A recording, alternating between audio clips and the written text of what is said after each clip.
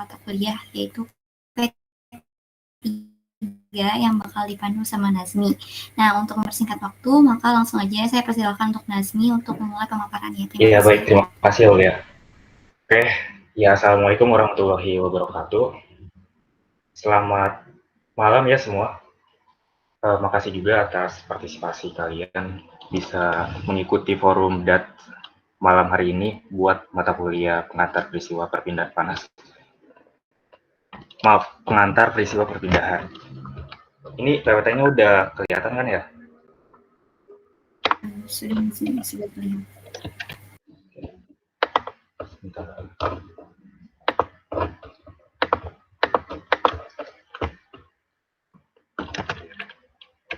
Ya.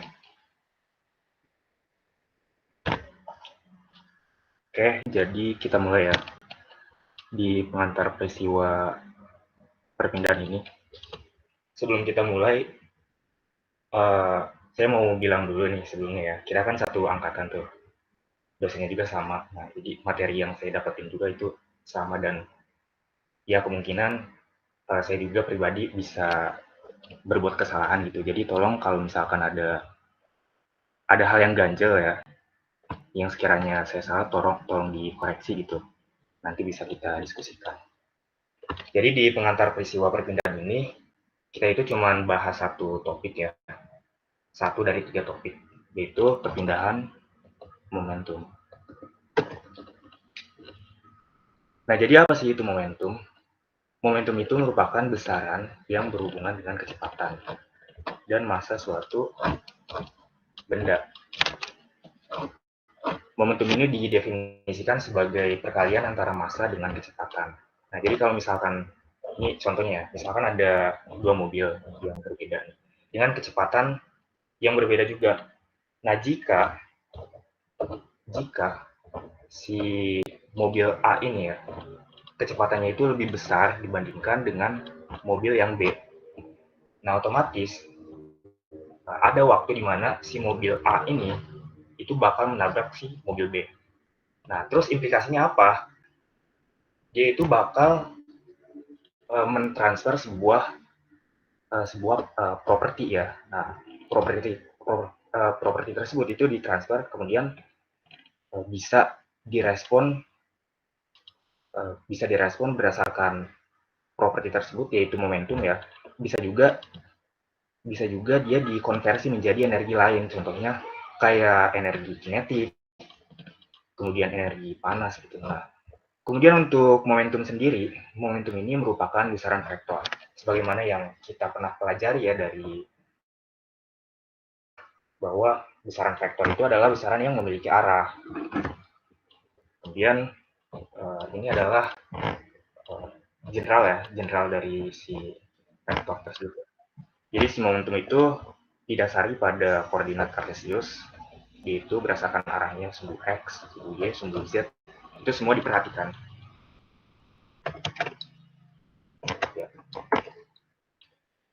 Nah, kemudian ini untuk general property balance. Jadi ini sebenarnya video ya, dia gak bisa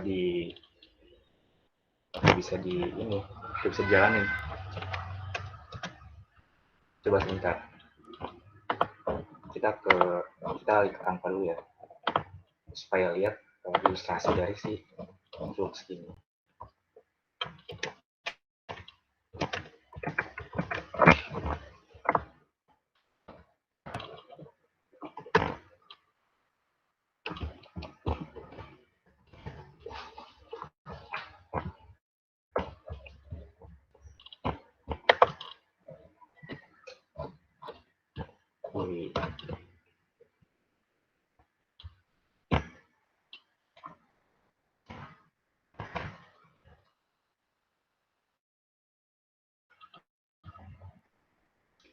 Ya, gambarnya muncul kan ya? Loading. Oke. Nah, jadi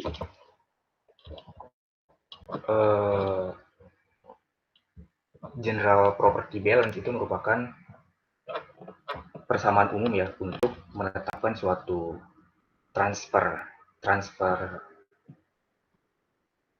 perpindahan ya, perpindahan suatu properti dalam keadaan tertentu gitu. Nah, jadi si flux ini merupakan suatu properti yang dia itu properti gabungan gitu. Jadi si flux ini merupakan properti gabungan antara 3 parameter, yaitu parameter difusivitas, ini ya yang bentuknya kayak delta di Merkin itu. Kemudian yang kedua itu adalah si Z ini yang merupakan jarak dan konsentrasi. Jadi 3 parameter ini yang membentuk suatu properti yang kita sebut dengan flux. Nah, si konsentrasi ini yang paling penting gitu ya. Kenapa? Soalnya dia ini yang ngebuat adanya si flux ini dibagi menjadi 3 gitu. Jadi dia yang ngebuat si flux udah jadi 3. Maksudnya menjadi 3 bentuk, yaitu perpindahan transport momentum, kemudian perpindahan panas sama perpindahan massa. Nah, emang dia itu ngebentuknya melalui apa? Satuan yang diberikan isinya. Jadi si konsentrasi ini merupakan isi dari si fluxnya itu. Jadi kan suatu properti itu gak mungkin jalan tanpa isi ya, gak mungkin kosong gitu aja. Dia ada satu isinya gitu. Nah, untuk momentum transport, isinya itu adalah momentum, satuan dari momentum, kilogram per sekon. Itu isi buat si momentum, flux dari si momentum transport. Kemudian buat si panas, konsentrasi isinya itu adalah joule. Sebagaimana yang kita ketahui bahwa panas itu kan bentuk dari energi ya, perpindahan energi. Jadi joule yang dipindahkan, yang ditransfer. Kemudian untuk transport massa ini, yang ditransfer itu dia lebih spesifik. Jadi per senyawanya. Kalau misalkan ada 2, dia itu nggak bisa berjalan kalau misalkan di satu senyawa. Sepertinya ya. Soalnya ada beberapa contoh gitu. Ada beberapa contoh bahwa si transfer massa itu dapat berjalan ketika ada perbedaan konsentrasi. Nah, perbedaan konsentrasi tersebut kan itu meliputi adanya 2 senyawa gitu. Jadi difusi antara A ke B, B ke A.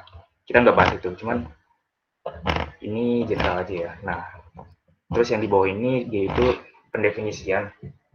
Jadi yang bentuknya ini nih namanya flux. Dia itu satuannya properti per meter kuadrat. Kalau misalkan untuk konteks dari momentum berarti momentum per second meter kuadrat. Nah, kalau misalkan ini buat fluxnya ya. Kalau misalkan dia itu transfer panas berarti joule per second meter kuadrat. Nah, kalau transfer massa berarti mol kilogram mol A kalau misalkan senyawa A per second meter kuadrat gitu. Oke, kita balik ke si PowerPoint lagi.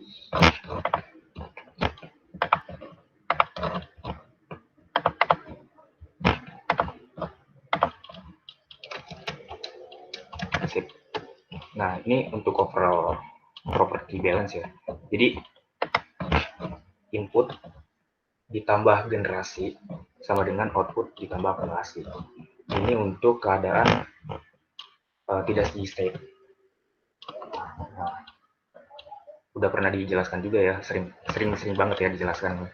Contohnya kayak suatu penduduk masuk ke dalam satu daerah, kemudian ada peristiwa yang namanya kelahiran dan kematian gitu, itu masuknya ke dalam generasi. Kemudian misalkan ada yang keluar, itu namanya output gitu. Nah, terakumulasi ketika keluar tapi masih ada yang masih di dalam. Kita masuk ke velocity profiles input. Jadi di sini juga kita ngebahas tentang kecepatan aliran sebuah fluida dari dalam pipa. Nah, di profil aliran itu fluida memiliki dua pola ya. Yang pertama itu pola laminar. Laminar itu yang rapih banget ya, yang rapi alirannya. Kemudian yang kedua adalah turbulen. Kalau turbulen dia itu cenderung acak. Acaknya itu bukan dari satu volume aja gitu. Acak memang dari individunya partikel itu sendiri gitu. Jadi dia muter-muter sebagai individu dari partikel itu. Nah, terus kita juga bahas ya. Kita juga perlu memahami tentang pendefinisian dari si kecepatan fungsi jari-jari. Jadi pemodelan dari pipa untuk menentukan sebenarnya Vmax itu di jari-jari berapa, kita bisa memakai model yang ini. Paspornya kelihatan nggak ya?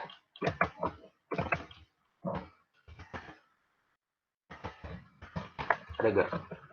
Kalau nggak ada, saya coret-coret.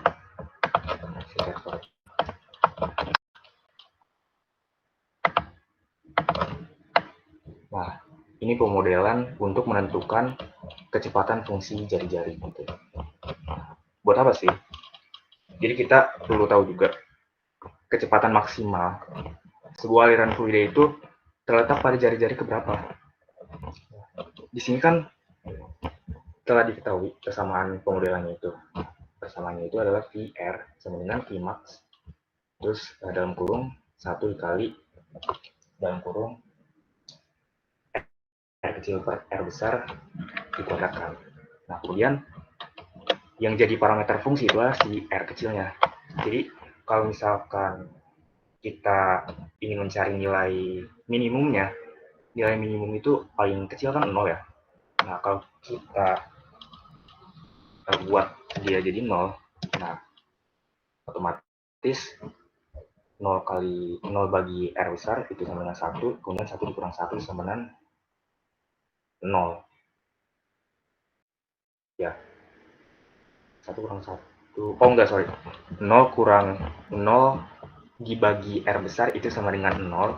Kemudian 1 dikurang 0 itu sama dengan 1. 1 kali Vmax. Ada Vmax. Itu untuk jari-jari 0. Jadi di sini nih. Di sini dia itu adalah jari-jari sama dengan 0. Nah, jari-jari sama dengan 0 adalah penunjuk bahwa si fluida tersebut itu berada pada kecepatan maksimalnya. Nah, kemudian kita substitusikan juga kan yang variabel terbesarnya, di mana variabel jari-jari ya yang terbesarnya. Yang terbesarnya itu adalah yang besar, jari-jari maksimum ya, jari-jari maksimum. Ketika disubstitusi, dia itu menunjukkan hasil 0, di mana kecepatan R itu kecepatannya bukan kecepatan maksimum gitu, dia berada pada ujung, dia berada pada sisi fluida paling ujungnya gitu. Jadi untuk R jari-jari maksimalnya itu velocity-nya berada pada ujung, pada belakangnya gitu fluida. Nah, kemudian ini adalah suatu pemodelan juga ya, pemodelan untuk menunjukkan velocity rata-rata ya dari sebuah aliran fluida laminar dan turbulen. Dimana yang pertama ini, rumus pertama, yaitu untuk fluida laminar. Saya singkat LM aja ya. Laminar. Nah, kemudian yang kedua ini yang di bawahnya, yaitu pemodelan untuk fluida pola aliran turbulen. PR gitu ya. Kenapa sih beda? Karena memang bentuk dari si pola alirannya itu beda. Jadi kalau laminar, dia itu bentuknya parabola. Nih, ya kita juga sering dengar ya. Bentuknya itu parabola kalau laminar. Jadi parabola itu beda sama lingkaran. Di noted ya. Beda. Parabola tuh parabola gitu. Kayak misalkan dimodelin di grafik Cartesius misalkan ya. Nanti bakal bentuk tuh parabola itu kayak gimana. Dia bukan lingkaran. Nah, kemudian ini yang si pola aliran turbulen, yaitu lebih maju gitu ya sisi-sisinya. Nah, kemudian ini juga yaitu didefinisikan berdasarkan misalan matematis, dipangkatkan 1/7. Jadi 1/7 ini merupakan pemodelan dari suatu persamaan yang namanya itu power 7 law. Power 7 law.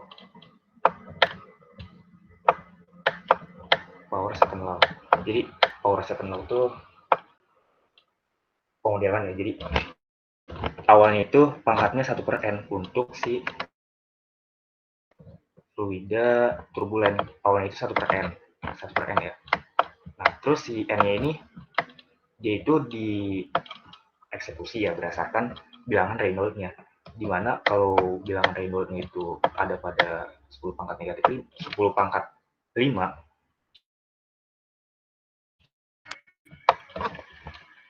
ini yang banyak kali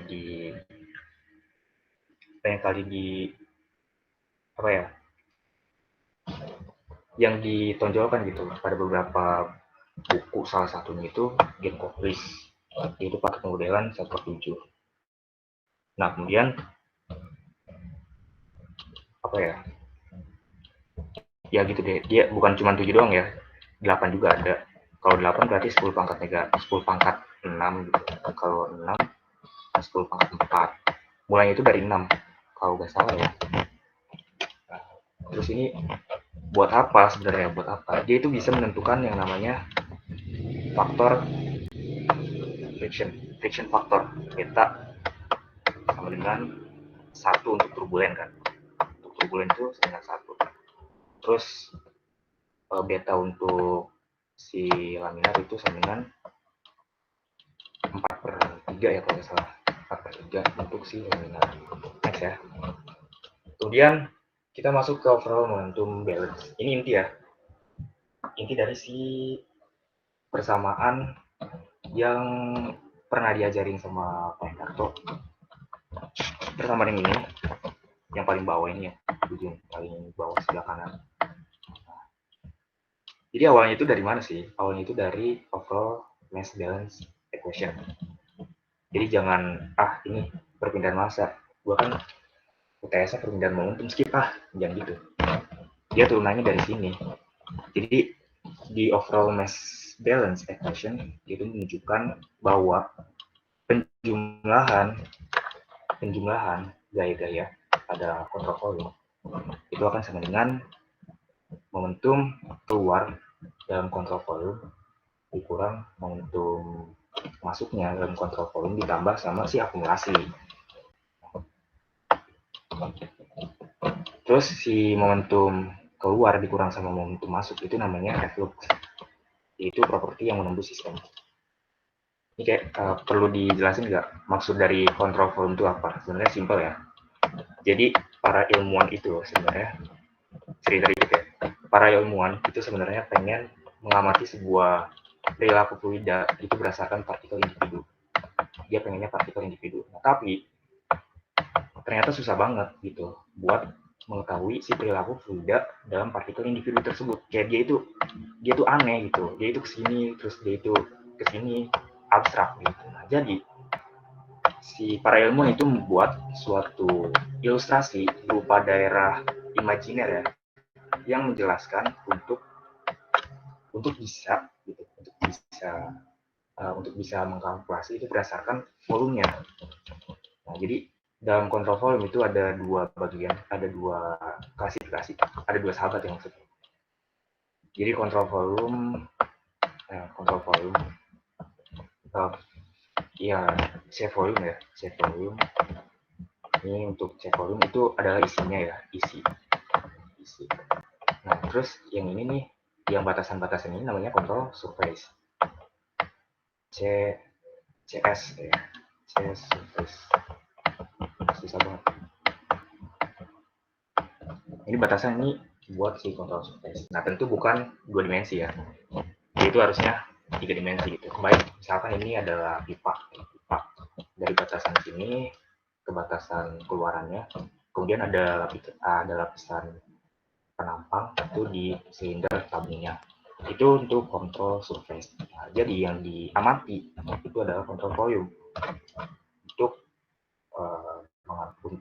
menentukan persamaan neraca momentumnya itu.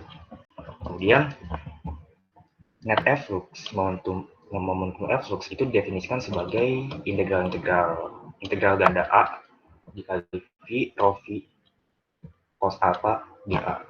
Nah, ini untuk si effluxnya. Nah, efflux yang si bagian ini nih. Effluxnya itu definisikan sebagai ini nih. Nah, kemudian untuk si akumulasi itu dia persamaannya seperti ya yang bisa kalian lihat ya. Do per do T terus integral ganda triple terus rho V dV untuk menunjukkan volume akumulasi dari si momentum kontraksi. Nah, kemudian kan disubstitusi tuh. Sebenarnya berapa? Disubstitusi ke persamaan awal kan. Jadi si momentum efflux ini dimasukkan ke sini. Si akumulasi yang ini dia dimasukkan ke rate accumulation. Nah, kan kita tahu bahwa summary of force control volume itu merupakan resultan dari si gaya, bukan resultan penjumlahan gaya-gaya gitu. Jadi pemodelan untuk persamaan awalnya itu adalah seperti yang dikotakan biru ini.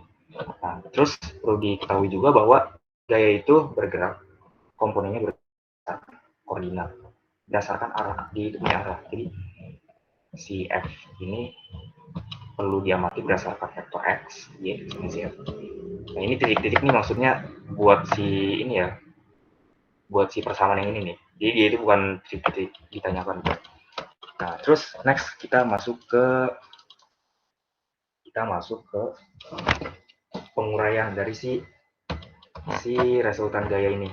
Jadi penguraiannya itu bahwa si gaya, resultan gaya dia memiliki empat gaya yang diperhatikan. Yang pertama itu adalah body force. Ya, di bawah sebelah kanan bawah. Jadi si FG itu adalah body force. Body force itu gaya yang apa ya? Gaya batin gitu. Nggak kelihatan. Contohnya kayak medan magnet, terus gaya listrik, kemudian gaya gravitasi ya. Dia itu masuk ke body force. Kemudian untuk si XP ini adalah preserve force. Preserve force kalau misalkan ada perbedaan tekanan berarti dia itu memiliki reserve force. Nah, si XS dia itu adalah friction force, gaya gesek ya. Untuk si RX ini adalah solid surface force. Kita sebutnya sama resultan aja ya, resultan X. Nah, terus si bawahnya ini yaitu bawaan ya, yang bawah. Nah, tapi udah enggak, dia masih bawah, masih sama kayak bawah. Cuman ada penguraian yang bagian ini. Dia itu sebenarnya sama, itu cuma terhadap sumbu terhadap gaya normal. Nah, kemudian kita turunkan persamaannya berdasarkan konsep steady state. Jadi kalau steady state itu kan akumulasi dengan sistem input itu sama dengan sistem output. Misalkan sistem input itu ada dikasih ya 10 Newton gitu, keluarnya 10 Newton gitu. Kemudian dicoretkan sebagian akumulasi. Nah, kita seperti ini. Terus bagian rho A ini disubstitusi sama dengan A per V average. AV ini average ya. Nah, jadi hasil persamaannya itu kurang lebih maka seperti ini. Nah, kemudian kita substitusi lagi persamaan friction factor di mana si V kuadrat average per V average itu bakal sama dengan V average per beta. Beta ini friction factor. Jadilah persamaan ini. Nah, kita next. Masuk soal. Ini adalah soal pertama kita. Saya kasih 3 soal. Ini soal yang pertama, jadi sebuah jet air memiliki kecepatan 30,5 meter per sekon dan diameter sebesar 2,54 kali 10 pangkat 2 meter. Nah, aliran ini diarahkan oleh suatu permukaan halus yang melengkung, disebut dengan fan, seperti yang digambarkan pada gambar 238-5A. Dengan sudut alfa 2 itu 960 derajat. Nah, tugas kita adalah menghitung gaya yang dihasilkan oleh aliran jet air pada fan tersebut. Yang ditunjukkan adalah gaya yang dihasilkan aliran jet air pada fan ini ketiga. Anggap massa jenis air adalah 1 kg per meter kubik. Nah, yang paling pertama kita lakukan itu kan menentukan data-data dari reaksi awal. Nah, data yang pertama itu D1 dengan 2,5 kali 10 pangkat 32. Kemudian D2 sama dengan D1. Karena itu tidak mengalami perubahan diameter. Jadi diameter awal sama diameter akhir itu sama. Makanya D2 sama dengan D1. Kita bisa lihat juga dari tekanan ya. Kalau misalnya tekanan itu sama, tekanan awal sama tekanan yang sama, berarti nggak ada yang namanya perubahan diameter. Soalnya udah pasti sama. Tidak pasti sama hasilnya. Kemudian mungkin si kecepatan kecepatan itu 30,5 konton apa yang ditanyakan adalah gaya pada fan. Gaya pada fan itu punya apa? Kita mengatur ada hukum 3 Newton. Di mana aksi dengan aksi yang diberikan itu kan oleh jaga. Nah, kita mau hasilnya itu adalah dari fan. Cuman dikalikan negatif 1. Nah, karena saya tidak analisis juga di atas soalnya supaya buat mulai tapi jangan kalau ada apa-apa. Jadi soal dia ada banyak adaptasi sebelum ada artinya ya ini dan itu pas. Nah, kemudian yang kedua ya ada reaksi karena tidak ada berubah. Tidak ada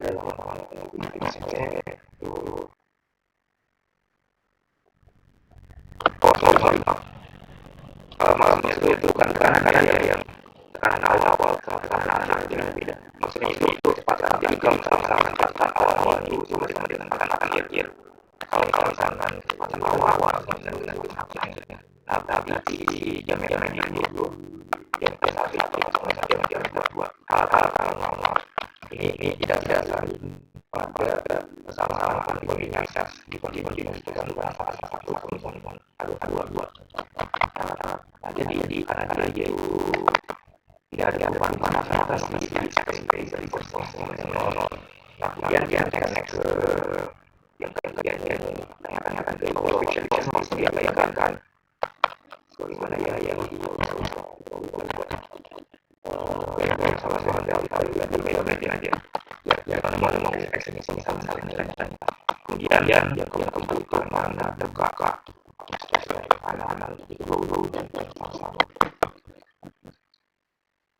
kita masuk dalam masalah penyanyi itu tahun dari udara di mana si dokternya itu 19 bisa kali satu dikalikan itu sama dengan 2 dikali 2 kali kali. Nah, karena asal dengan 2 bisa menjadi 1 berarti data cukup ini aja. Kita nentuin bisa salah satu kita ketemu fungsi jadi kedua-duanya. Jadi M itu sama-sama fungsi satu sama kedua. Kemudian yang kedua adalah linear balance. Yang sudah dilakukan di slide sebelumnya. Next aja. Kita melakukan si penilaiannya. Pertama bisa melakukan luas panjang dulu. Luas panjang dulu dan berdasarkan luas perasaan kita pakai mesin kan 1,45 pada temuan 1 temuan 2 karena dengan 1. Nah setelah itu baru kita masukkan masukkan data ini dalam permasalahan di XS dan ini. Nah, kita bisa itu menunjukkan kita 20,5 meter ya. Dia 20,5 meter per konek. Masukkan kontrolnya dari 1000 kg. Dan kita pakai MD ini 15,45 kg. Nah, setelah itu mendapatkan CM-nya,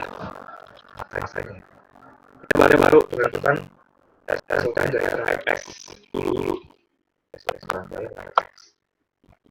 Nah, CM ini kan 0, X2 juga 0, SS 0. Kemudian si M2 yang sebenarnya 15,45, 15,45. Kita melakukan yang sederhana itu, kita sederhana isi soal ini dulu ya. Coba. Jadi parameter yang bisa disederhanakan itu yang pertama ini bulan terus isi beta ini 91 karena dia itu airan ya bulan 24 meter. Kita soal bahwa airan disepakatan kan airan ini bukan dari pembangunan. Bagus tahu ya. Tapi dalam penyelesaiannya dia itu adalah pola aliran turbulen. Jadi isi friction faktor itu sama dengan 1. Nah, kemudian untuk cos alpha. Nah, alpha ini kan sama dengan 60 derajat ya. 60 derajat. Cos 60 derajat kan sama dengan setengah. Nah, langsung di setengah. Cos 0 itu sama dengan 1. Jadi sudah ditulis ya.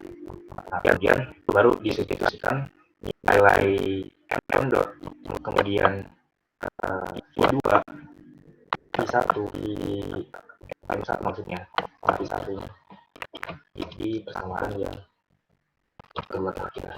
Nah, baru didapatkan bahwa si Rx ini sama dengan negatif 235,6 kg meter persegi kuadrat. Ya, sesuai kan, kilogram meter persegi kuadrat itu ton. Nah, kemudian kita menentukan resultan gaya terhadap arah Y, di mana prosedurnya sama. Yang membedain itu adalah sinusnya ini. Apa ya? Trigonometri itu istilahnya lupa.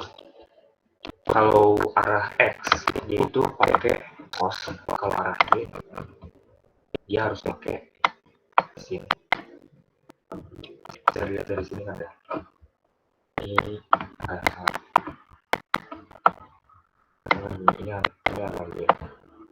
X. Tapi kayaknya kalian juga paham ya. Jadi kan yang ditemukan tuh ini berdasarkan si sumbu arah X ini, sumbu arah X itu kan sah terhadap arah yang miring ini, miring sama itu dengan apa. Nah, gimana kalau misalkan Y, kalau Y berarti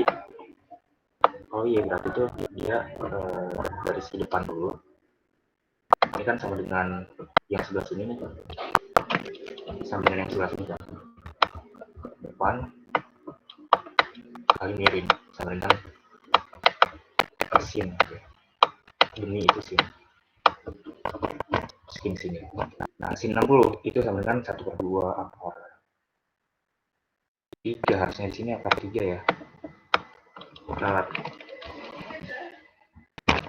di sini harusnya akar 3. 1/2 akar 3 dikurang sin 0 itu sama dengan 0.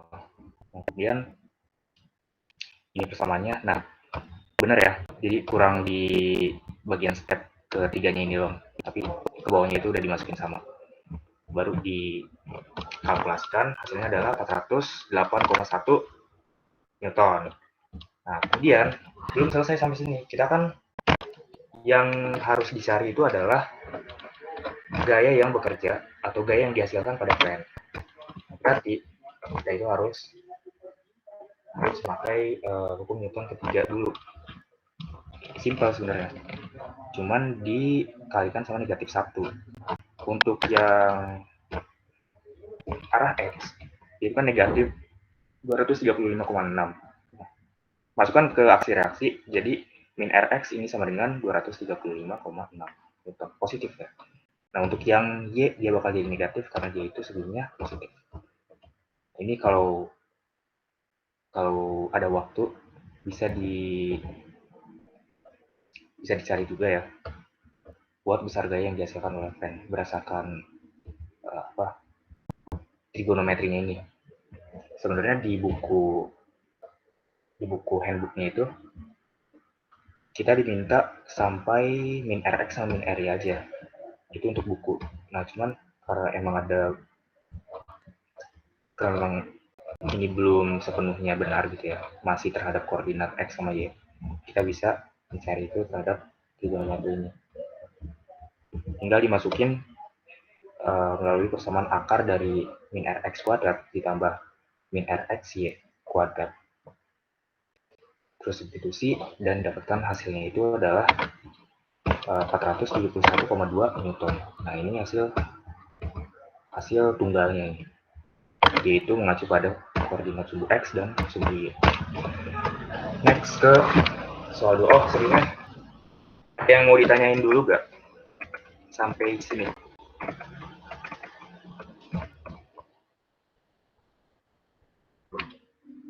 Gimana? Udah clear? Ya. Mau nanya dong. Oh ya. Yang tadi itu, yang apa namanya? Yang diameter sama kecepatan. Kalau kecepatan V1 sama V2-nya sama, itu diameternya berarti sama. Soal gitu apa gimana? Soalnya gini, kita nulis ya. Di persamaan kontinuitas tuh udah ditulis.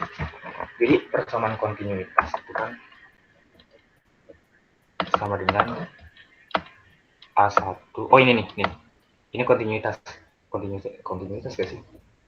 Pokoknya Ya, A1 sama dengan A1 kali V1, A2 kali V2. Misalkan, nah itu tuh si poin pentingnya tuh dari si rho-nya ya. Misalkan rho-nya itu rho 1 sama dengan rho 2, rho 1 itu sama dengan rho 2. Nah berarti V1 sama A1 yang memengaruhi nilainya beda itu antara perubahan satu variabel aja. Kalau misalkan A1-nya berubah, V1-nya bakal berubah. Kalau misalkan V1-nya yang berubah, A1-nya juga bakal berubah. Ini kalau misalkan disambungin ke dua persamaan ya. V1 A1, V2 A2. A1-nya berubah. Maksudnya A1 ini berbeda sama dengan A2 ya. Dia itu bakal ngebuat si V1 ini yang punya di titik satunya itu bakal berubah. Nah, V2-nya juga otomatis berubah. Contohnya gini deh. Misalkan V2-nya itu sama dengan 2. A1-nya itu sama dengan 1. Sama dengan V1. V2-nya misalkan sama ya. V2 itu sama dengan 2. A2-nya itu sama dengan 1. Nah, ini kan sama ya. Kalau misalkan sama gitu, gak ada perubahan diameter. 2 sama dengan 2. Nah, kalau misalkan V1-nya itu sama dengan 2, A1-nya sama dengan 1.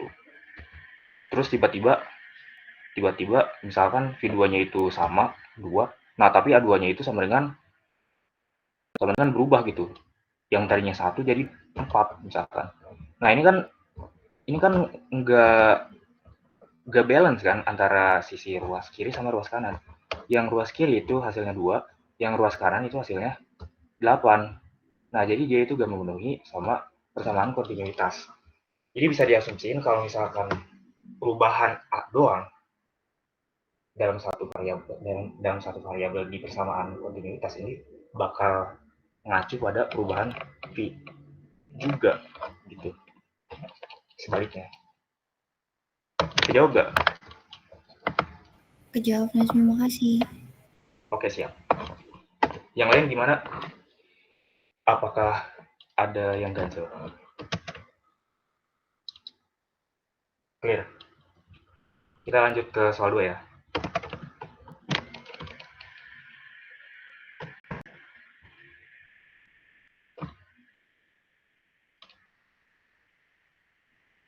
Jadi di soal 2 ini dia masih sama kayak soal 1.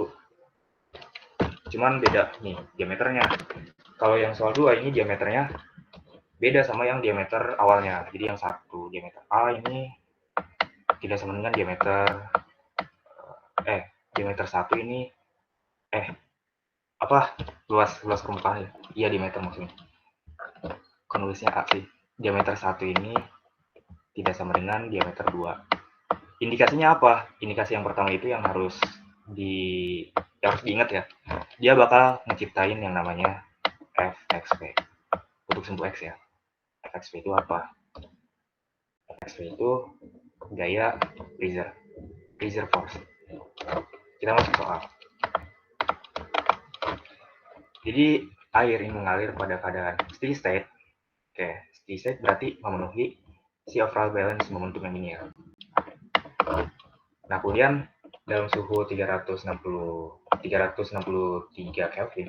Nah, dia itu mengalir pada volumetrik 0,0566 meter kubik per sekon melalui sebuah band yang mengecil ini, tekukan yang mengecil dalam alpha A2. Jadi si sudut A2-nya, alpha 2-nya ini sama dengan 60 derajat. Nah, inlet si diameternya ini sama dengan 0,1016 meter. Jadi si diameter awalnya ini 0,016 meter. Dan outletnya adalah 0,0762 meter. Inlet sama outlet, input sama output itu beda ya. Bedanya kalau misalkan inlet dia itu lebih ke saluran. Dia itu bentuk fisiknya. Kalau ya sama sih input output juga fisik. Tapi bedanya kalau input sama output dia itu materinya. Inlet sama outlet dia itu saluran. Friction loss pada tukukan pipa itu bisa diestimasikan sebagai V2 kuadrat dibagi 5. Nah, gravitasi itu diabaikan. Jadi Fxg itu sama dengan 0, Fyg sama dengan 0. Kemudian untuk exit pressure 2-nya di titik 2 ya maksudnya, itu sama dengan 111,5 kilonewton per meter kuadrat gauge. Nah, kalau misalkan dia udah dalam satuan gauge, berarti gak usah diukur kemana-mana lagi gitu. Biasanya kan kalau misalkan pengukuran tuh diukur dari keadaan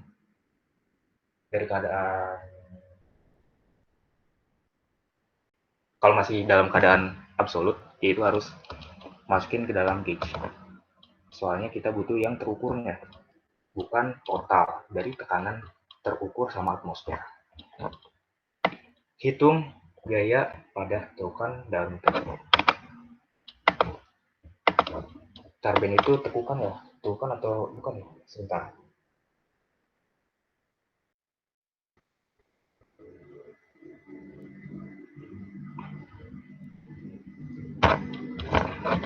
Sambil berjalan ya. Jadi yang diketahui itu pertama ada volumetric flow rate, yaitu segini nilainya, terus si alpha 2-nya sama dengan 60 derajat. Bisa dilihat juga ya alpha 1-nya di sini itu sama dengan 0 derajat, yaitu gak punya belokan.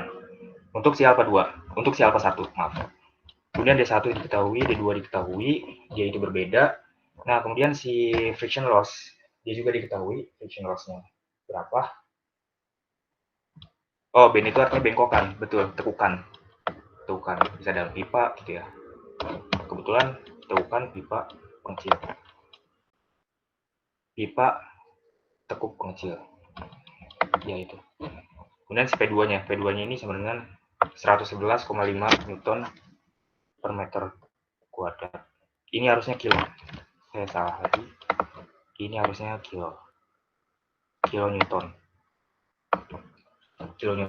kilonewton per meter kuadrat gauge. Untuk beta friction factornya ini sama dengan 1, yaitu turbulen. Diketahui di soal yang bagian si inlet di water volume, lalu reaction pipa, friction loss, gak diketahui lagi ya, gak diketahui. Iya, gak diketahui di soal. Nah, tapi dia dalam penyelesaiannya adalah turbulen. Jadi betanya sama dengan 1. Oke, kita next ke yang ditanyakan. Nah, yang ditanyakan itu sama, min Fx, min Ry. Soalnya kita mau menentukan gaya yang bekerja pada si tekukan ini, bukan gaya yang bekerja pada si fluidanya.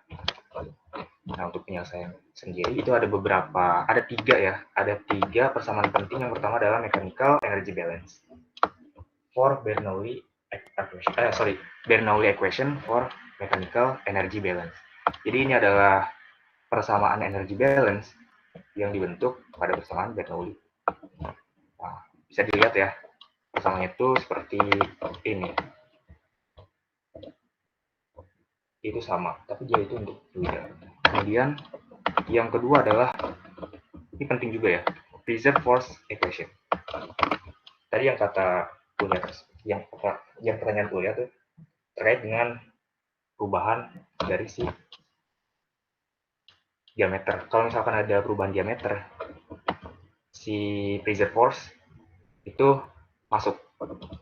Soalnya dia terdapat gaya Freezer Fxp. Nah, kalau misalkan ada perubahan diameter, otomatis luas permukaan berubah antara luas permukaan di titik 1 dengan luas permukaan di titik 2, yang menyebabkan adanya nilai ini. Dia nanti bakal kebentuk nilai. Kalau misalkan A1, A2 sama, Fxp-nya ini bakal sama dengan 0. Terus yang ketiga adalah overall momentum balance. Sama kayak yang tadi ya. Kita lanjutkan ke analisis berikutnya dikit kok. Jabarin aja banyak. Nah, pertama itu kita menentukan kecepatan. Nah, ini saya singkat ya. Jadi diameter 1 itu masukkan ke persamaan luas lingkaran, jadi 1/4 pi d kuadrat. Si V-nya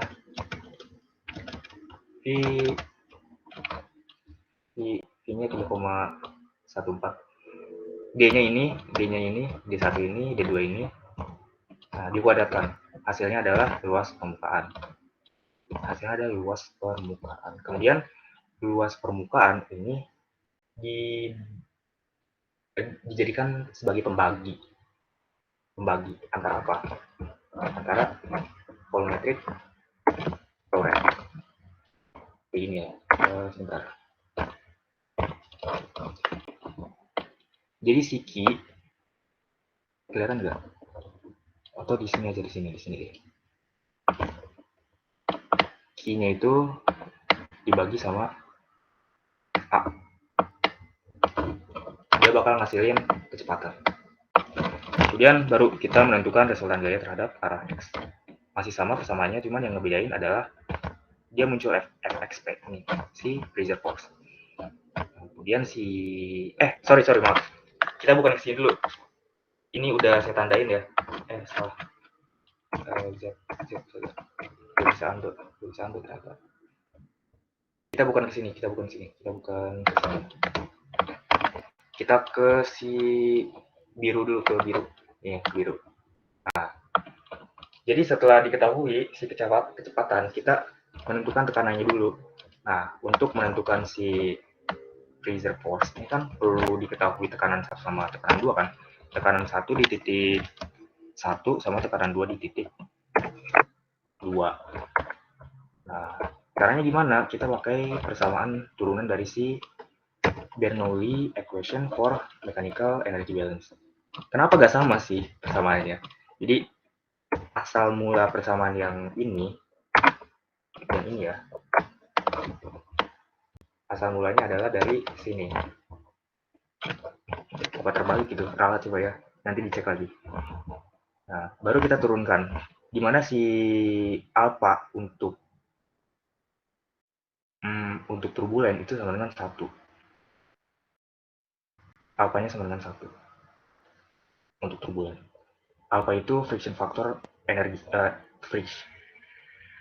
Kok friction?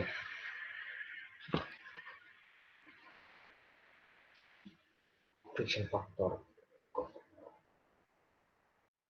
Faktor konversi. Oh, maaf, sorry. Saya salah lagi. Salah ya untuk si beta ini, si beta itu bukan friction factor. Beta nih, beta yang ini ya, dia itu correction factor namanya, correction factor CF ya, jadi bukan friction factor, maaf. Nah, kalau alpha yaitu correction buat energi kinetiknya, versi untuk energi kinetiknya. Persamanya juga beda buat nentuin mereka. Kita baru masukin ya semua persamaannya. Jadi si sigma F ini dia itu adalah friction factor. Sigma F friction factor atau friction lossnya itu 1 per P2 kuadrat per 5 dimasukkan ke sini. Nah, kemudian si P2 diketahui kan, si P1, tapi kita urain dulu, kita sederhanakan dulu supaya yang dicari itu adalah P1. Nah, ketika P1 itu dipindah ruaskan jadi variabel tunggal ya di satu ruas, maka persamaannya akan menjadi seperti ini ya. Setelah itu baru kita substitusi semua variabel yang kita punya dari datanya. Untuk V2 kuadrat ini bukan asing, untuk ini gak asing, yaitu dari si kecepatan di titik kedua. Kemudian V1 kuadrat, V2 kuadrat diketahui rho-nya. Nah, rho-nya ini dari mana? Data soal itu kan nggak ada. Nah, rho-nya ini dikasih sama Pak Hendarto. Kebetulan Pak Hendarto ini mengasih nilai rho-nya itu sebagai 965. Dasarnya apa? Suhu. Karena densitas itu bergantung pada suhu. Jadi di suhu 363 Kelvin untuk senyawa air, maka densitasnya itu adalah kurang lebih ya 965 kg meter kubik. Rho-nya diketahui, tekanan di titik 2-nya diketahui. Tadinya kan 111,5 kilonewton. Kita konversi ke bentuk newton. Setelah dihitung baru dapat nilai si P2-nya sama dengan segini. Nah, kemudian kita baru masuk ke dalam penentuan resultan gaya terhadap arah X. Nah, di sini enjoy aja sih, tinggal disubstitusi. Emang magernya itu panjang banget. Gini ya, dimana Fg ini sama dengan 0, X sama dengan 0 kan. Terus si beta nih, betanya sama dengan 1 untuk turbulen, kemudian cos alpha 2 yaitu 60 derajat kan ya. Nah, 60 derajat nih. Kursornya nggak kelihatan ya? Iya, kelihatan. Visual udah diketahui ya untuk si alpha-nya, alpha 2 ini yaitu 60 derajat.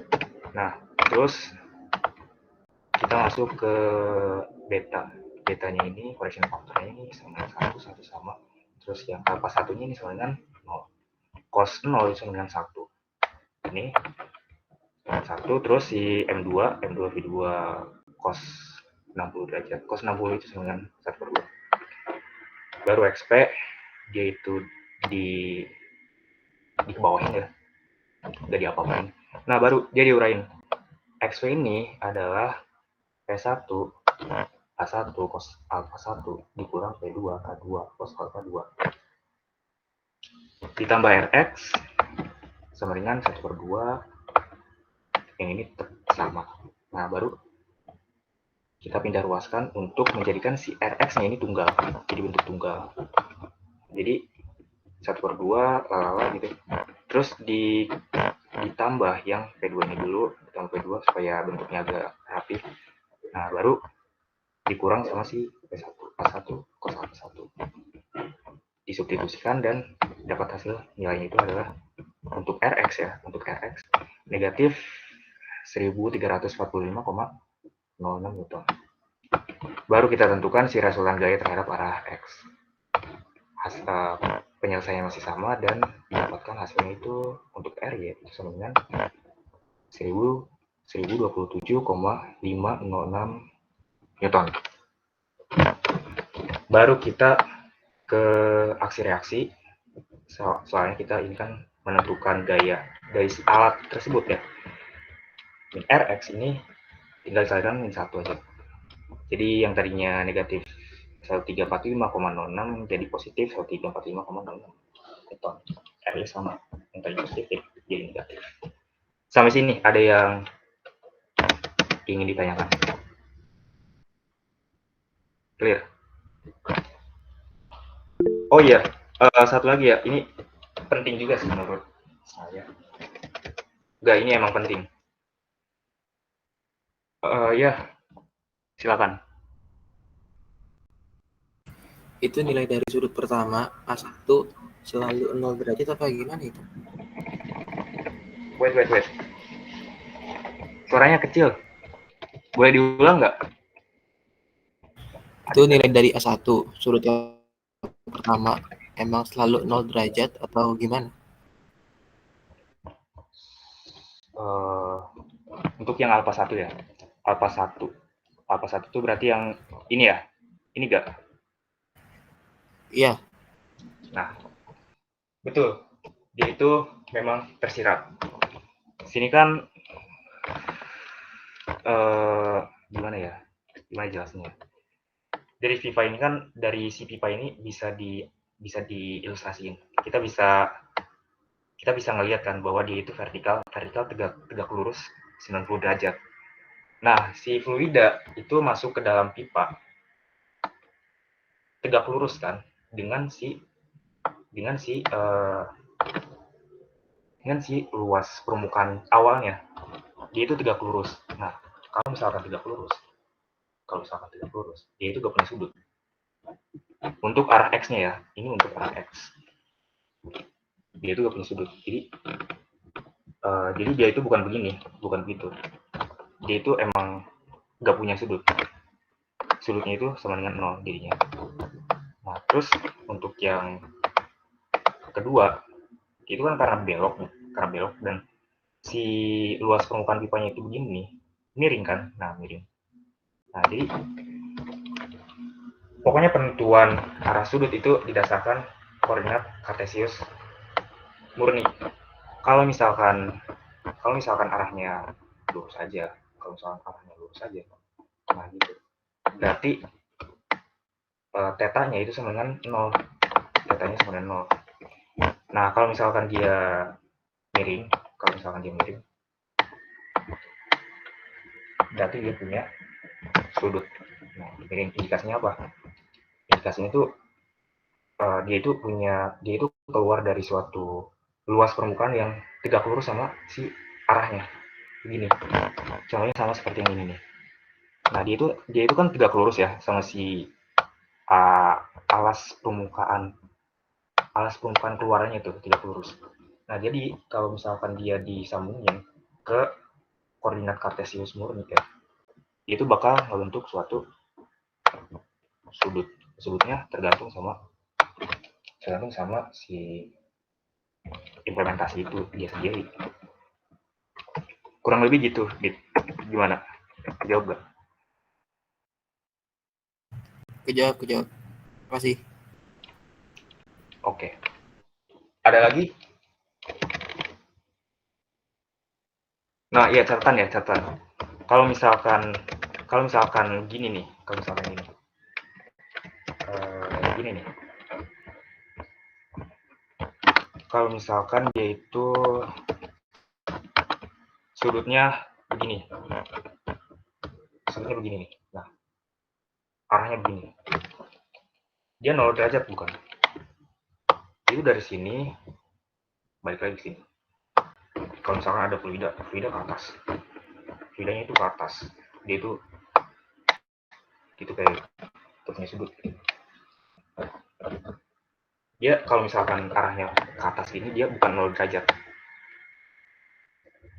Kalau misalkan kita masukin lagi konsep Cartesius tuh ada 2 garis penting ya, garis X sama garis Y. Kalau misalkan dia ke atas, artinya dia itu bukan 0 derajat. Artinya dia adalah hasil pengukuran dari rotasi sumbu X ke sumbu Y ini nih. Nah, kalau misalkan tegak lurus sama sumbu koordinat X-nya, berarti dia itu adalah 90 derajat. Kalau misalkan dia ke atas aja, berarti artinya sudutnya adalah 90 derajat. Gitu ya. Oke, kita masuk ke soal 3. Jadi, soal 3 ini, kita harus menurunkan si correction factor. Kenapa? Soalnya menarik. Jadi itu hasilnya 1. Menarik gak? Gak gini. Kita review soalnya dulu ya. Distribusi kecepatan untuk aliran laminer dan turbulen. Ada 2 aliran, laminer dan turbulen. Dalam sebuah pipa umumnya mengikuti profil kecepatan. Profil kecepatan itu yang pangkat 2 untuk laminer dan pangkat 1/7 kalau misalkan dia pakai power 7 law untuk turbulen. Dengan kecepatan maksimum di pusat pipa adalah Vmax. Ini M ya. Jadi kotak dia. Carilah faktor koreksi dan faktor koreksi momentum. Carilah faktor koreksi dan ini maksudnya carilah faktor koreksi aja ya. Yang notasinya adalah beta dari aliran tersebut. Nah, petunjuk bahwa beta 1 itu untuk aliran turbulen. Jadi hasilnya itu harus 1. Nah, dan beta 2 ini harus 3/4, yaitu untuk laminer. Oke. Untuk penyelesaian sendiri, dia ada 4 persamaan penting. Jadi yang pertama itu adalah average velocity. Ini persamaannya. Kemudian yang kedua itu adalah velocity correction factor. Ini dapat dari mana? Ada ya, pokoknya dia dari buku Genkoplis. Khusus untuk si velocity correction factor. Kemudian ya ini untuk persamaan ya. Nah, kemudian si book velocity untuk laminer persamaannya adalah seperti ini. Berbeda dengan untuk yang turbulen. Bedanya apa? Dari si pangkatnya, dari pangkat. Kuadrat ini menyatakan bentuk parabola dari suatu aliran laminer.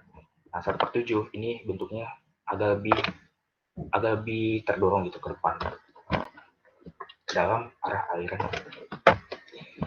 Kita tentukan yang pertama adalah si correction factor dari si laminar flow. Nah, pertama yang kita masukkan adalah persamaan dari si average velocity. Kenapa? Karena prosedurnya begitu.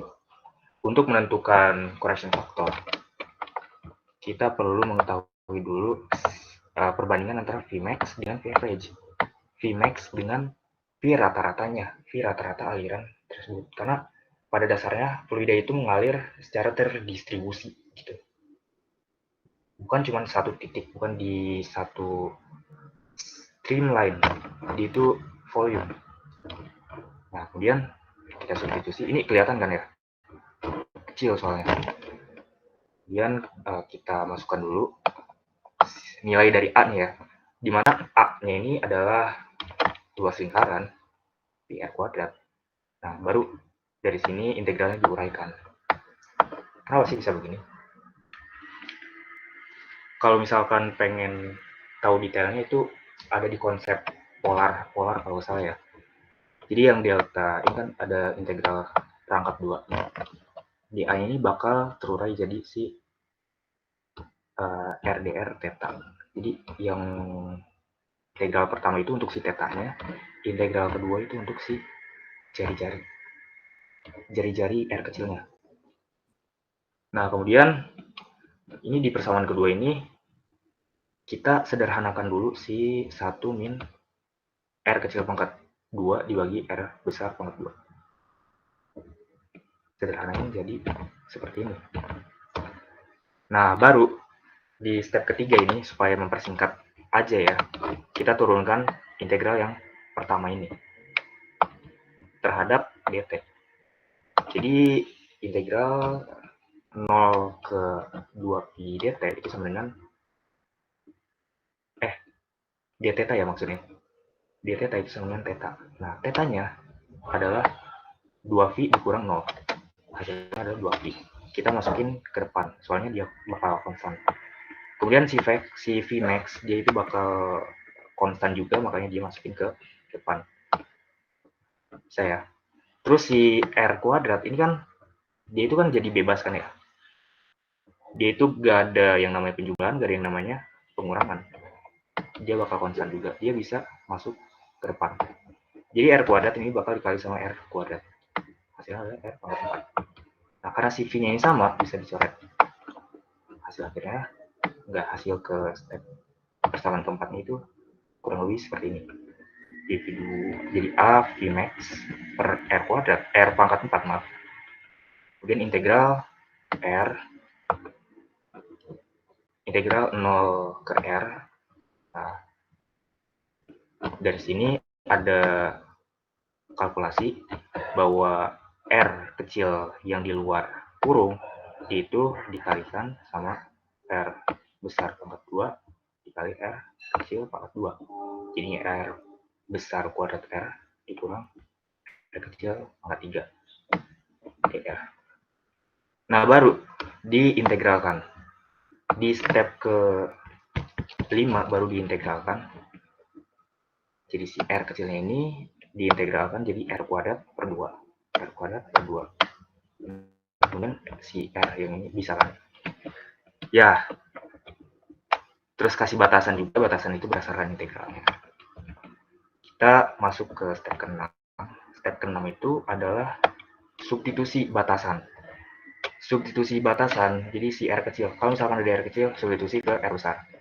Nah, sini kan R kecilnya itu yang R kuadrat. Jadi R kuadrat dikali R kuadrat. Untuk yang ini, R kuadrat kali R kuadrat. Kemudian yang suku keduanya ini R kecil pangkat 4. R kecil pangkat 4 itu disubstitusi ke R besar. Jadi R besar pangkat 4 per 4. Per 4 itu nilai dari hasil integrasi. Nah, kemudian dikurang sama 0. 0 ini apa sih? 0 ini adalah batasan keduanya dia. Jadi untuk batasan itu kan yang atas dikurang yang bawah kan. Yang setelah dikurang sama yang sebelum. Setelahnya itu adalah R, sebelum itu adalah R. Nah, dari sini, dari persamaan ini, baru kita sederhanakan. Di mana 1/2 ini kan si R pangkat 4 bisa keluar kan. R pangkat 4 ini bisa keluar. Nah, 1/2 dikurang 1/4 itu sama dengan 1/4. Setelah itu, R4-nya ini karena keluar, dan hasil dari si pecahan ini hasilnya 1/4, jadi R pangkat 4 ini bisa dicoret. Itu sama yang di luar kan. Yang konstan itu R pangkat 4, dia menjadi dia sebagai pembagi. Kemudian yang kedua, dia itu sebagai pembilang untuk yang R pangkat 4 ini, yang keluar dari si kurung. Dicoret-coret, R pangkat 4 habis. Jadi 1 hasilnya. Nah, kemudian untuk nilai konstanta, yang 2 ini, maaf, koefisien kedua konstanta. Ya, koefisien ya. 2/4 itu dengan 1/2. Jadi Vmax itu hasilnya, V average itu hasilnya Vmax per 2. Nah, baru kita menentukan Vmax per V average. Vmax per V average itu hasilnya adalah 2. Kenapa? Soalnya si V average ini bakal jadi pembagi untuk si Vmax, dan 1/2 ini bakal jadi pembilang ya. Biasanya 2/1. Pindah ruas aja, pindah ruas. Vmax per V average hasilnya 2. Jadi bukan 1/2. Kemudian untuk velocity correlation faktor beta A1 ini A1, maaf, A ya maksudnya. A-nya itu sama dengan ya VR kuadrat, kemudian diintegralkan. Nah, ini yang bedain antara persamaan correction factor sama si V average adalah dari bentuk fungsi R-nya, fungsi R untuk velocity correlation factor. Fungsi R-nya itu, fungsi R sama fungsi V-nya dikuadratin. Makanya nanti yang dua ini dia bakal jadi 4 keluar. Nah, si 4 ini bakal jadi 8 soalnya dikali sama si 2. Kayaknya ada yang kurang deh. Oh, enggak. 2 ini dia dapat dari si hasil ya. Ini sebenarnya kurang lengkap. Jadi Vmax per V average itu kan sama dengan 2. Vmax per V average sama dengan 2 ya. Vmax per V average itu sama dengan 2 nih, sama dengan 2. Nah, kemudian karena persamaan ini merupakan fungsi jari-jari, Vmax itu punya jari-jari. Nah, jari-jari untuk laminar itu adalah 1 min R kecil kuadrat per R besar kuadrat. Tapi dikuadratin lagi, soalnya pemodelannya gitu. Dikuadratin lagi, jangan lupa. Jadi karena dia hasilnya emang 2 ya, si Vmax per V average itu hasilnya 2. Nah, dari 2 ini baru dikuadratin lagi, dia hasilnya 4 jadi 8 dikalikan sama si koefisien yang konstan ini. Dia itu hasil dari integral 0 sampai 2V d theta. D theta juga ikut terlibat. Tapi di sini untuk mempersingkat waktu aja ya, langsung dimasukin ke persamaan pemodelan yang lebih sederhana. Sampai sini. Sebenarnya nggak boleh dalam penjabaran. Soalnya kita bakal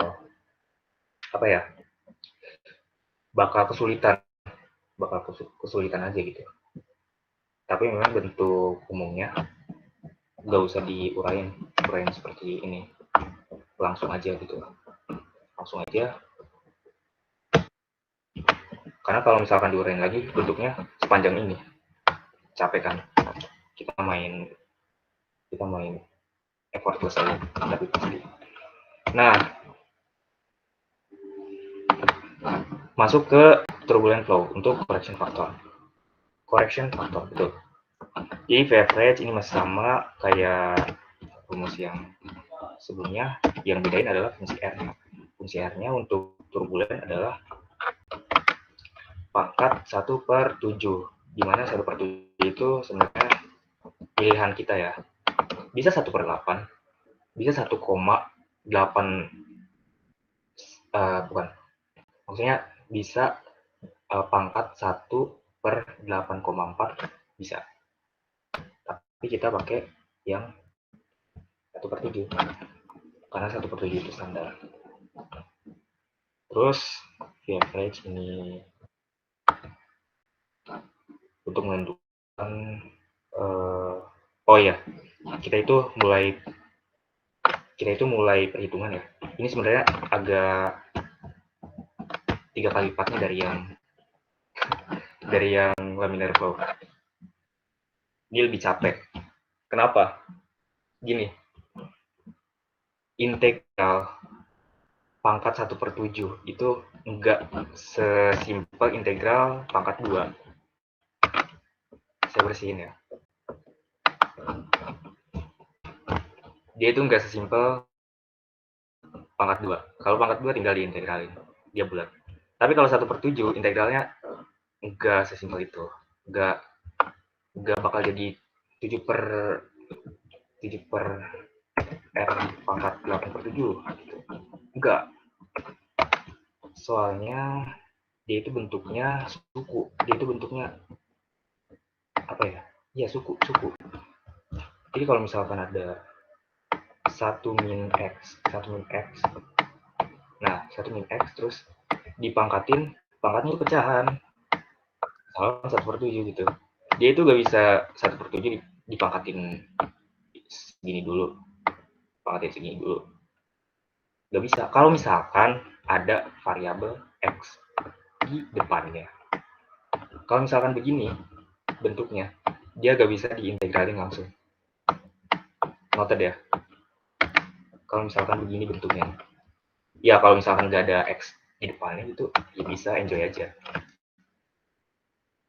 1 pangkat 1/7 negatif X pangkat 1/7 enjoy. Kalau misalkan nggak ada si X ini, dia yang bikin panjang banget persamaan. Jadi untuk penyelesaiannya kita perlu pemisahan. Untuk pemisahan ini cara manual ya. Ada cara simple, cara cepatnya. Dia itu menggunakan beta function kalau nggak salah namanya. Beta function. Dia ngelibatin tabel gamma. Sekedar jejak aja ya. Gamma pakai tabel gamma, terus poin simple aja. Dia itu simple. Cuman hasilnya nggak seakurat kalkulasi manual ini. Nah, ini capek. Tapi ini soal terakhir ya. Ini soal paling terakhir kita. Di Dutch pengantar visual koordinat. Jadi si U itu kita misalkan adalah 1 dikurang R kecil dibagi R besar. Kenapa? Soalnya supaya sederhana aja. Gimana kalau misalkan U-nya itu 1, kalau misalkan U-nya itu adalah R kecil per R besar aja gitu, gak ngelibatin U. Gak apa-apa. Apa kan? Tapi di sini kita pakai asumsi permisalan untuk 1 min R kecil pangkat R besar. Supaya kita dapat prosedur yang jelas. Dapat kepastian juga. Terus untuk R kecil ini sama dengan R besar dikurang RU. Ini sebenarnya ada step-stepnya lagi ya. Tapi kesimpulannya adalah R kecil itu sama dengan R besar dikurang RU. Jadi si R-nya ini dia jadi positif dulu, jadi positif R kecil per R besar. Kemudian sama dengan 1 sama dengan 1 dikurang U. Nah, baru si R besarnya itu yang pembaginya dia pindah ruas ke kanan. Nah, ini lalu kita kalikan dia negatif 1. Kenapa sih harus dikaliin dulu negatif 1 nanti ya di step berikutnya, soalnya dia ngelibatin penyederhanaan di step selanjutnya. DUDR itu dihitung juga ya. Kalau misalnya ada U, berarti ada DUDR turunan. DUDR itu sama dengan negatif 1 per R. Kenapa? Karena si satunya itu bakal jadi hilang, bakal jadi 0. Konstanta itu diturunkan bakal jadi 0. Terus si R ya yang diturunkan itu bakal jadi 1. Hasilnya adalah negatif 1 per R besar. Kemudian karena kita ingin mensubstitusikan DR-nya untuk menjadi variabel U, kita harus pindah ruaskan supaya pemodelan persamaan ini menjadi bentuk DR tunggal. Setelah dapat pemisahan ya untuk R dan DR, baru kita masuk ke dalam persamaan yang awal ini ya.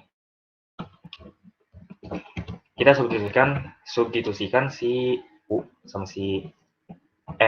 kita substitusikan si R kecil sama si R besar. R kecil sama si DR. Ini kan ada 2 variabel bebas ya. Nah, terus si ini juga nih, dia yang dalam kurung juga disubstitusikan sebagai U.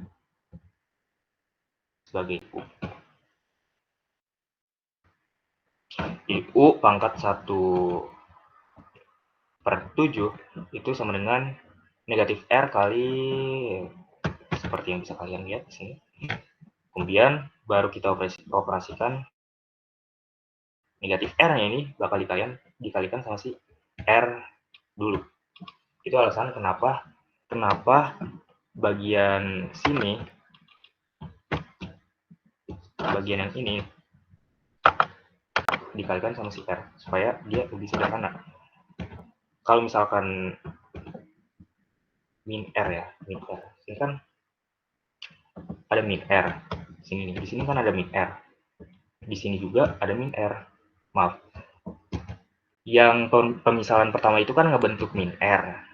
Dia ngebentuk negatif gitu ya. Nah, supaya persamaan itu positif, dia itu harus diubah juga ya, supaya bentuknya positif dengan cara melakukan suatu pertukaran itu, tapi kita punya landasan juga ya, matematika gitu. Ini tinggal ditukar aja kan. Tadinya kan ini ibaratnya 1 ini U. Tadinya kan 1 dikurang U. Nah, 1 dikurang U, di sini ada positif gitu. Di sini ada positif, misalkan. Jadi di 1 kurang U ini jadi U kurang 1. Nah, U kurang 1 itu bakal mengimplikasikan apa? Akan mengimplikasikan nilai positif itu menjadi negatif. Next ke U R kuadrat dikurang R kuadrat. Di sini kan jadinya itu dari negatif R dikali negatif R jadinya R kuadrat. R kuadrat itu dikaliin sama si U sama si negatif 1. Hasilnya adalah segini. Kemudian dari sini dikalikan sama si U tunggal ini. U tunggalnya itu dikalikan ke UR besar banget 2 dikalikan U dikalikan negatif R besar pangkat 2. Ini kali ini. Nah, U-nya di sini kan 7/7. 7/7 ditambah 1/7 hasilnya 8/7. Kok 7/7 sih? Soalnya dia itu U pangkat 1. Nah, supaya dia bisa dijumlahin sama si pecahan 1/7 itu kan harus dijadiin pembaginya sama dengan pembagi si pecahannya. Di sini 1/7 dan 1/7. Nah, gitu. Sini 1, sini 7. Nah, 7/7 sama dengan 1. Next, kita masuk ke step ketiganya ini ya. Step ketiga setelah pemisahan. U-nya ini, dia tinggal masuk ruang dari sini. Next, baru kita integral. Kita mulai dari atas. PPT-nya kelihatan kan? Nggak bisa digedein lagi soalnya. Bisa gak ya? Kayaknya nggak bisa deh. Kita caranya.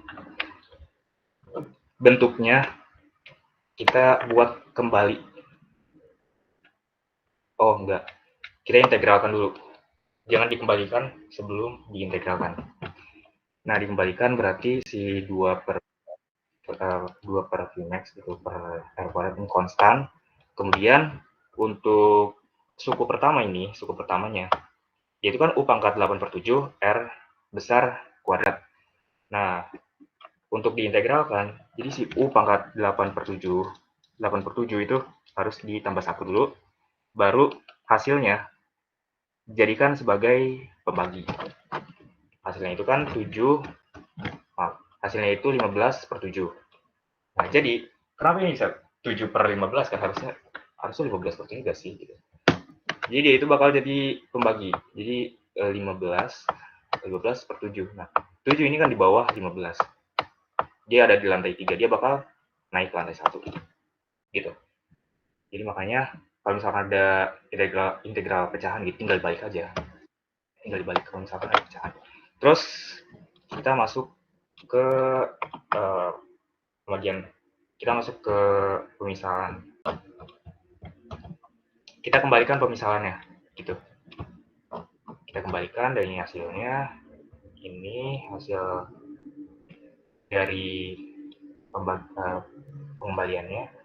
Nah, kemudian untuk si suku ini nih, ini kenapa bisa kebelah-belah ini? Jadi 1/15.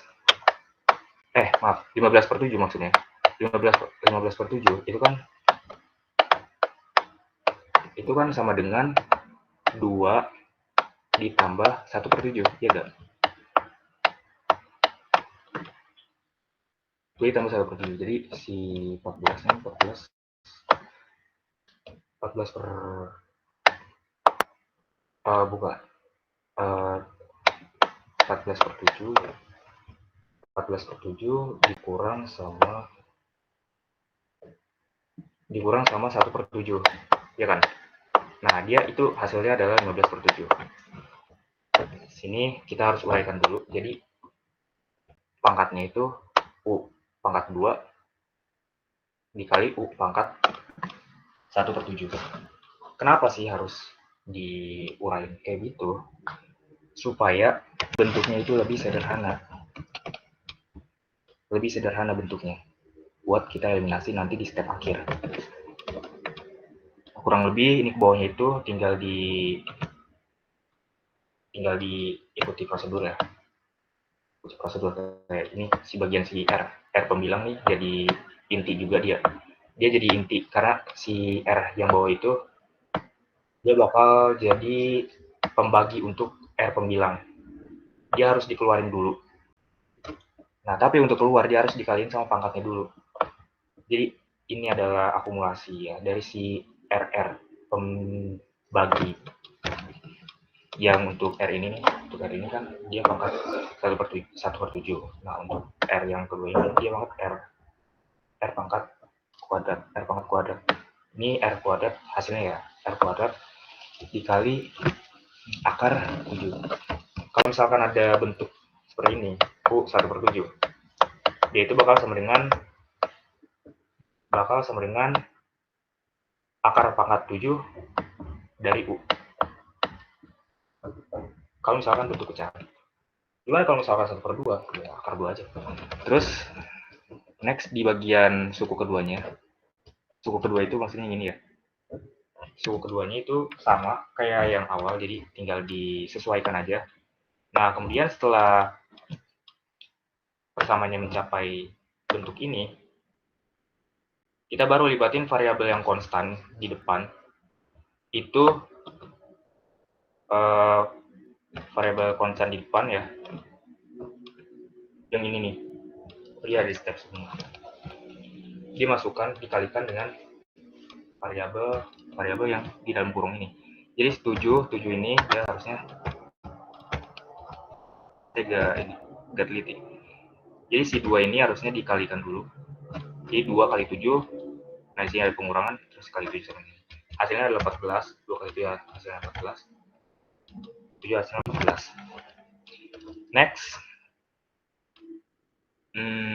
kita uraikan si bagian suku bukan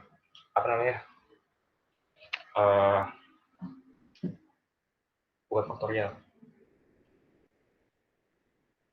persamaan kuadrat pokoknya. Ini yang R min R kecil pangkat 2 ini kan bisa diurain jadi R kuadrat min 2R tambah R kuadrat. Jadi si R nya ini dikali R terus 2 dikali R besar dikali R kecil, kemudian baru si R kecil dikali diri sendiri R kecil. Hasilnya adalah ini. Nah, terus gimana ini sama yang suku keduanya? Nah, di step yang ini itu kan dilihat ada warna R. Warna R-nya merah-merah kan. Dia itu menunjukkan harus dieliminasi gitu. Kalau misalkan ada merah-merah gini berarti dia punya respon gitu ya. Dia bakal dieliminasi nih kebetulan. Nah, baru kita masuk ke step yang selanjutnya. Step selanjutnya ini ya seperti ini ya. Step selanjutnya. Terus si bagian apa tuh namanya? Pembagi yaitu disesuaikan antara dua suku. Jadi pembagi yang ini ya. Kenapa bisa 60? Karena dia itu disatuin sekarang. Tadinya kan misah. Nah, kita satukan. Ini disesuaikan. Kemudian, nah ini merah-merah ini apa nih? Merah-merah. Dia itu diambil batasan. Setelah mengetahui bentuk sederhana ini kita baru substitusi batasannya. Untuk R kecil jadi R besar. Kecil, R besar. R kecil ke R besar. Nah, sampai sini dia ini bukan ada 2 step. Ini masih 1 step. Kalau misalkan diurai, dia bakal jadi panjang banget. Jadi makanya ngebentuk ke bawah. Dia masih 1 step. Yang suku pertama, maksudnya suku pertama yang ini nih, yaitu untuk batasan R besar, sedangkan yang bawahnya adalah untuk batasan sama dengan 0. Nah, baru kan disubstitusi. Nah, ini yang akar yang paling pertama ya, substitusi yang paling pertama. Akar pangkat 7 dari R dikurang R itu kan sama dengan 0. Jadi kalau misalkan nilainya ini adalah 0, berarti semua ini bakal jadi 0. Iya gak? 0 kali 56 kali ini hasilnya berapa gak tahu, dia bakal jadi 0. Kalau misalkan ada 1 0 terus samping kiri kanan itu perkalian, udah pasti 0. Juga udah pasti 0. Yang bawahnya apalagi, yaitu kan masih ikat sama operasi pembagian perkalian itu sama dengan 0 kalau misalkan dibagi atau dikali sama 0. Nah, terus gimana? Kita fokusnya sama si suku kedua. Nah, suku kedua ini kan batasannya itu sama dengan 0. Jadi yang tadinya R, yang tadinya akar pangkat 7 dari R dikurang R kecil, di mana R kecilnya dijadiin 0, maka si akar pangkat 7 dari R-nya itu gak sama dengan 0. Nah, dari situ kita bisa operasikan supaya si akar pangkat 7-nya, si akar pangkat R-nya ini jadi 1. Gimana caranya? Dengan dibagikan sama si pembagi. Pembaginya ini kan udah tersedia ya. Untuk yang akar pangkat 7 dari R ini udah tersedia. Untuk yang akar R pangkat 2 ini udah tersedia gitu, yang udah dipangkatin. Nah, kemudian dioperasikan. Nah, setelah dioperasikan, bentuk ini hasilnya, karena ini ada suku kedua, jadi 0 dikurang ini. Nah, terus setelah itu, baru nih, ini merah, soalnya dia bisa dieliminasi. Kalau misalkan ada merah, berarti dia ada pointer nih gitu ya. Ini R kuadrat, untuk suku pertama, ini untuk suku kedua. Tuh. Nyisain apa? 56 dikurang 105 dibagi 60. 56 dikurang 105 itu kan negatif 49. Pembaginya 60. Jadi negatif 49 per 60. Nah, terus si pangkat negatif ini, dia itu kan konstan ya. Jadi dia pindah ke sebelah kiri Vmax, dia jadi negatif kali negatif itu hasilnya positif. Kemudian untuk yang Vaverage, hasil akhirnya itu adalah 49 per 60. Vmax per Vaverage adalah 60 per 49. Oke.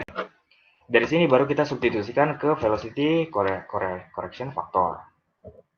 Dengan Vmax per Vaverage itu adalah 60 per 49. 60 per 49. Jadi kebalik ya. Kita acuannya ini. Kemudian dikalkulasikan, hasilnya adalah menjadi bentuk seperti ini.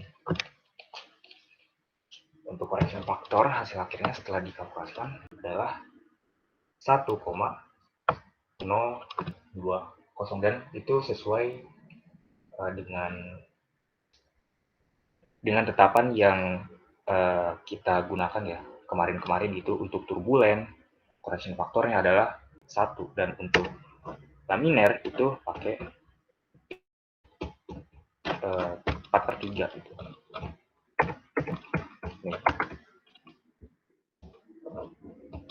Ini 4/3 correction factor untuk laminer. Kalau turbulen adalah 1. Untuk turbulen ini panjang banget. Ya, sini ada yang ingin bertanya.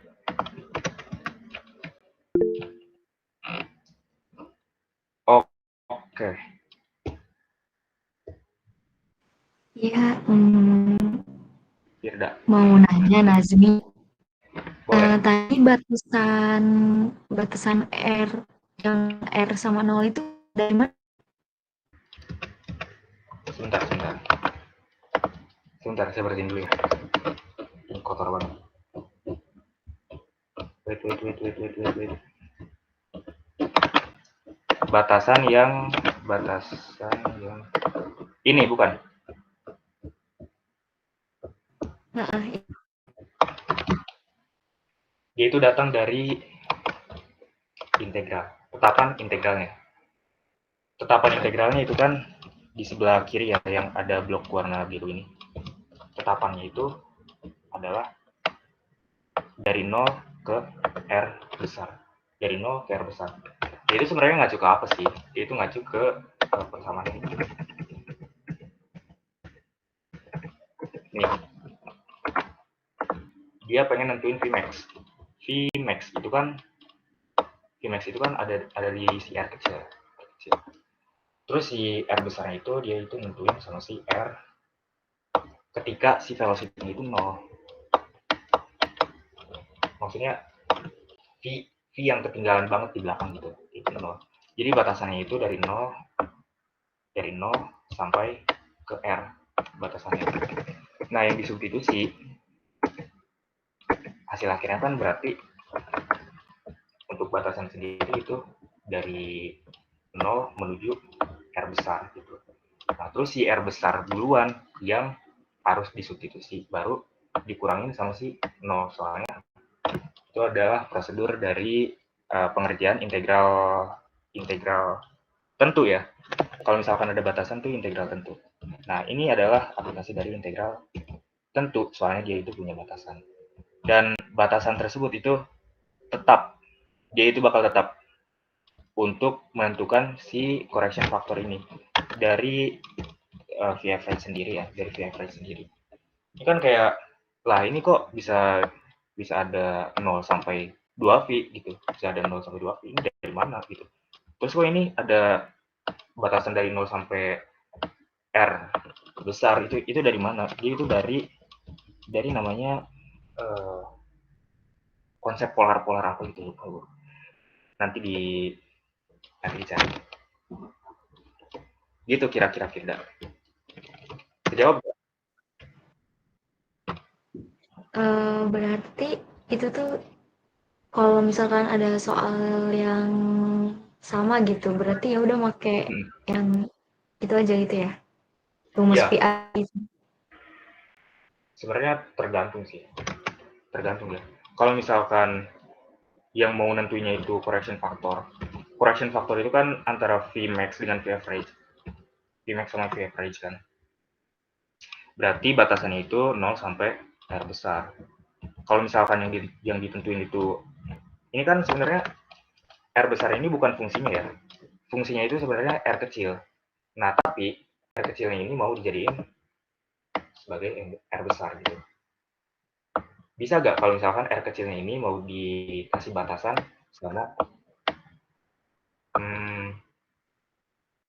sama kontrakta misalkan 2 gitu. Nah, 2 meter misalkan ya. Jari-jari ini kan si satuannya meter ya. Jadi kalau misalkan mau nentuin distribusi partikel fluida yang jaraknya itu jari-jari 2 meter dari si R0-nya. Bisa aja kan? Ini misalkan 0 nih, di sini 0. Di sini 0. Nah, misalkan saya pengen menentukan si distribusi aliran fluida yang kecepatannya di sini misalkan ya. Di mana dia ini nilainya adalah 2 meter gitu. Jari-jarinya adalah 2 meter. Nah, pakai persamaan yang velocity average bisa. Tapi kan kita itu pengen nyari correction factor, dimana correction factor itu faktor Vmax. Ya, intinya persamaannya itu harus menetapkan si jari-jari maksimalnya gitu. Kalau misalkan pengen nyari yang sini aja bisa, dia pakai dia itu nurunin fungsinya dari 0 sampai 2 gitu kan. Jadi integral 0 sampai 2. Tapi kalau misalkan konsep itu penentuan correction faktor, harus tetapin batasan 0 sampai R besar. Gitu kira-kira Firda.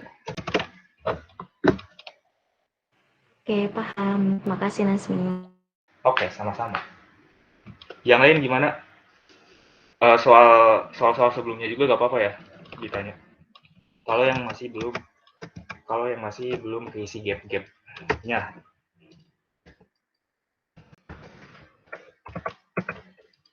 Ada lagi? Gak ada? Oke. Ini PPT nanti saya kirim ke grup ya. Oke teman-teman, karena udah gak ada lagi ya yang bertanya, saya tutup saja untuk presentasi materi pengantar peristiwa perpindahan ini. Terima kasih atas kehadirannya ya teman-teman. Sudah ada gitu udah mengamati, udah ya dalam forum ini. Harapan saya semoga kita lancar untuk melaksanakan UTS-nya. Karena menilai dari ketentuan juga itu kayaknya agak berbeda gitu. Gak ada kalkulator kan. Terus tiba-tiba dikasih textbook, harus pakai textbook gitu. Wah ini apa? Apakah kita harus nurunin persamaan gitu? Apakah gak ada kalkulasi kayak perhitungan angka-angka gitu? Gak ada yang dihitung gitu. Nah, dari situ kan harus punya prepare yang mateng kan. Nah, jadi harapannya semoga ilmu dari forum ini bisa tersebar dan bisa bermanfaat juga ya buat saya, buat kalian, buat kita. Dan mohon maaf juga setelah di presentasi saya itu banyak banget kesalahan ya, kayak typo gitu, bukan typo yang salah melontarkan kata gitu. Mohon maaf juga ya dari penyampaian materi ya, kalau misalkan ada kesalahan yang kurang berkenan bagi kalian itu. Saya tutup saja presentasi pengantar peristiwa perpindahan ini. Saya kembalikan lagi ke moderator.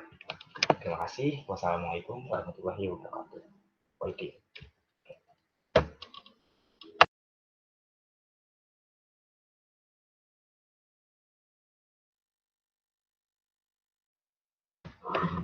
Saya kembalikan kepada Ulia.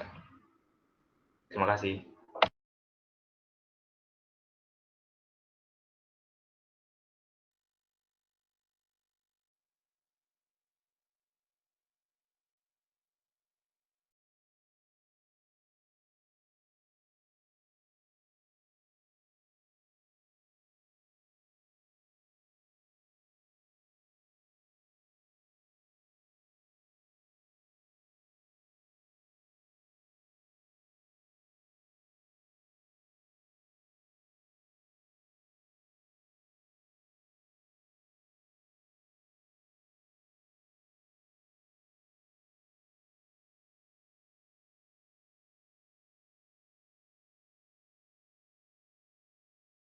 Halo, Ya, udah selesai ya? ya sudah Ulia. Mohon maaf habis dari toilet. Baik, sekiranya sesi tanya jawabnya udah kan ya Nazmi ya? Sesi tanya jawab apa ya? Kira ada yang masih mau nanya atau udah dicukupkan? Oh, udah. Buat Nazmi, terima kasih sudah mengisi menjadi tutor pada malam hari ini. Terima kasih sudah berbagi ilmunya dan telah menjelaskan. Semoga mudah-mudahan ilmunya dapat bermanfaat dan mempermudah kita ketika lagi ujian. Baik, terima kasih. Buat nanti Linknya tuh boleh di grup angkatan aja ya di share-nya. Jadi teman-teman boleh langsung keluar. Terima kasih. Makasih Nazmi. Oke, sama-sama.